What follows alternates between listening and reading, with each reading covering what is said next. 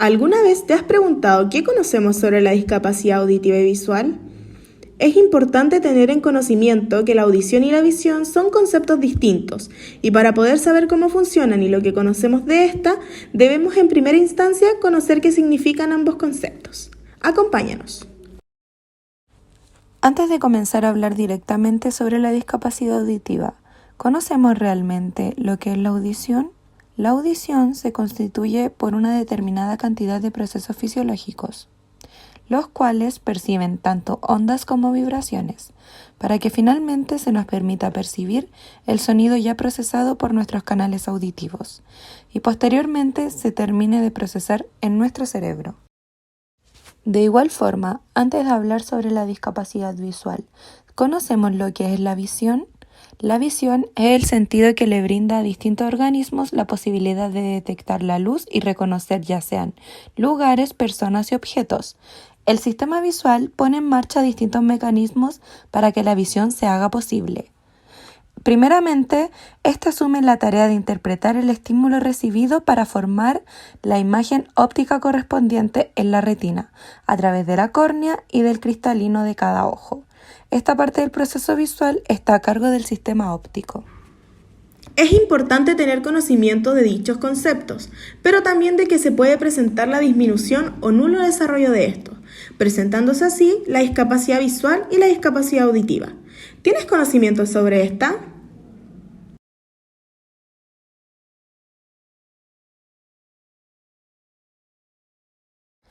La discapacidad auditiva es la incapacidad parcial o total para oír, también conocida como deficiencia auditiva.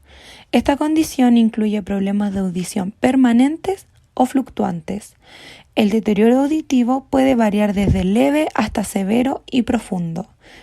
Las causas pueden ser congénitas, hereditarias o genéticas, siendo la genética la más importante y poco previsible. También se puede adquirir por problemas de parto anormales, causa fetal o materna, por otitis media y meningitis bacteriana, que producen un deterioro paulatino de la audición o por ruidos de alta intensidad. Bueno, habiendo mencionado la discapacidad de heterocongénito, hereditario y genético, cabe destacar que existen situaciones circunstanciales que pueden afectar las estructuras de nuestro canal auditivo, como pueden ser accidentes, problemas de salud posteriores, etc. Esto puede afectar nuestro canal auditivo y nos puede generar diferentes niveles de discapacidad auditiva o la pérdida total de la audición, teniendo que depender de aparatos auditivos el resto de nuestra vida y teniendo que aprender habilidades básicas como lengua de señas, entre otros. Entre los niveles de discapacidad auditiva que se pueden presentar, encontramos la hipoacusia auditiva leve, la cual tiene como características en la persona que percibe el habla expresado en un tono normal, pero se le dificulta en voz baja o lejana.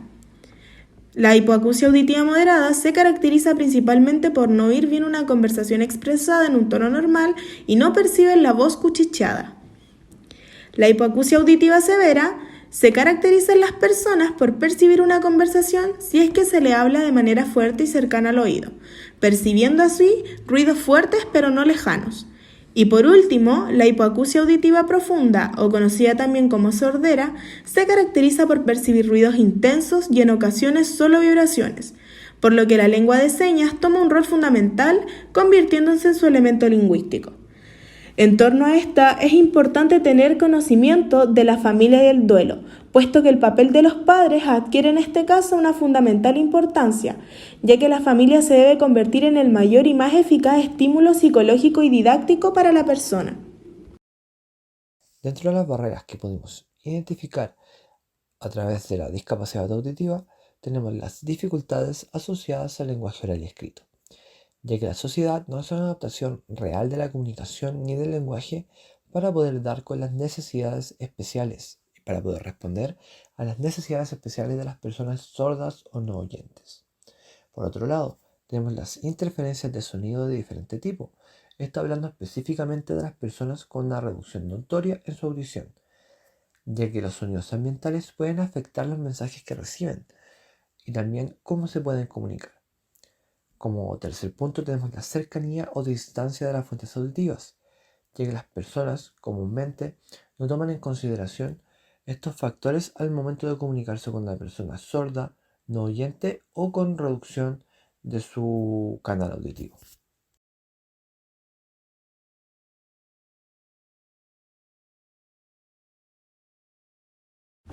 Discapacidad visual es la pérdida leve, moderada, severa o total del sentido de la visión. Las personas con discapacidad visual presentan alteraciones en varias de las funciones o en todas.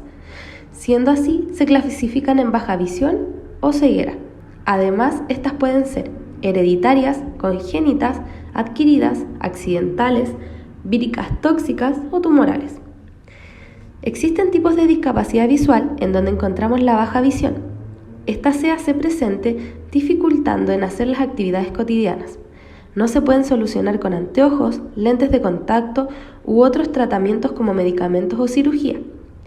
Tipos: pérdida de la visión central, no poder ver cosas en el centro de su visión. Pérdida de la visión periférica, no poder ver cosas desde las zonas laterales de sus ojos. Ceguera nocturna, no poder ver con poca luz. Y por último, visión borrosa o difusa. Las causas: degeneración macular relacionada con la edad, cataratas, retinopatía diabética, una afección que puede causar pérdida de visión en personas con diabetes.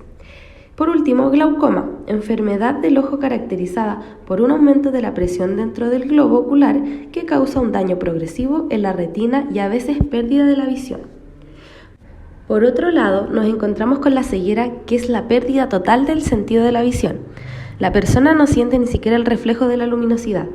Esta puede producirse repentinamente o de manera gradual a menudo. No existe dolor. Las causas: traumatismo o lesión grave, desprendimiento completo de la retina, glaucoma en etapa final o, como mencionamos al comienzo, hereditaria, congénita, adquirida, accidentales, víricas tóxicas o tumorales. Barreras presentes en la discapacidad visual. Tenemos la ausencia de señales auditivas que reemplacen la información visual, la ausencia de literatura en braille o audio en las bibliotecas públicas y la ausencia de sistemas de escritura alternativos.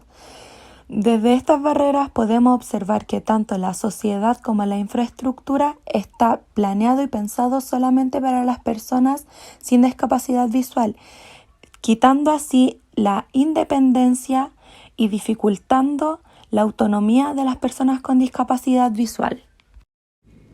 La importancia de los sentidos de percepción en la discapacidad visual y auditiva son fundamentales, puesto que influyen como un apoyo y guía al momento de presentar una discapacidad, permitiendo así completar dicha percepción al entorno por medio de diversos sentidos como por ejemplo el tacto, los sonidos, el olfato, el gusto y lo kinestésico, existiendo de igual forma diversos tipos de apoyo, como lo son el uso de bastón, el uso de audífonos u implantes cocleares, la escritura en braille de trabajo en lectoescritura, entre otros.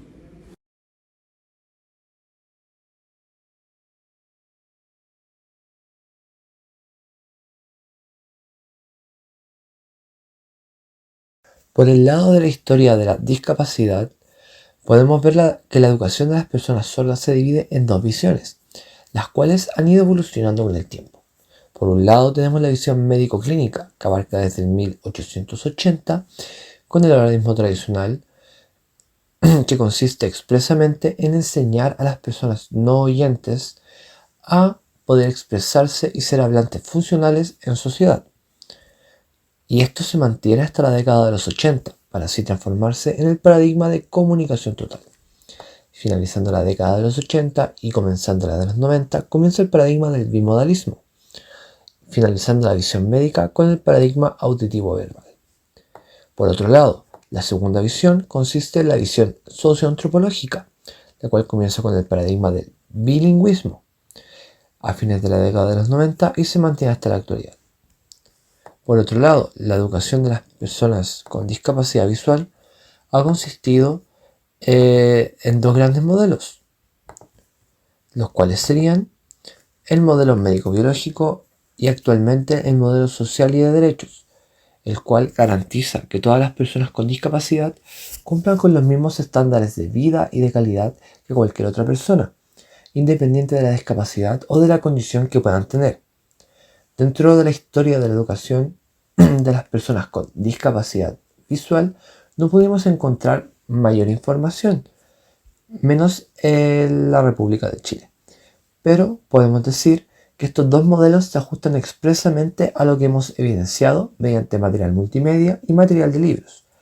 Y podemos decir que las problemáticas sociales son inherentes a una sociedad que no se siente preparada para recibir la discapacidad y que niega la discapacidad como un rasgo distintivo de las personas.